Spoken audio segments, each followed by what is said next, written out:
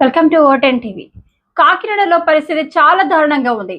ఈదురుగాలులతో కూడిన వర్షాలు పడుతున్నా ప్రజలందరూ సురక్ష ప్రాంతాలు వెళ్లాలని అధికారులు హెచ్చరిస్తున్నారు. తుఫాను కారణంగా స్కూళ్లకు సెలవులు ప్రకటించిన అధికారులు ప్రజలకు ఏ ఇబ్బంది కలగకుండా అధికారులు తగిన జాగ్రత్తలు తీసుకుంటూ ప్రజలకు తగిన సూచనలు ఇస్తున్నారు.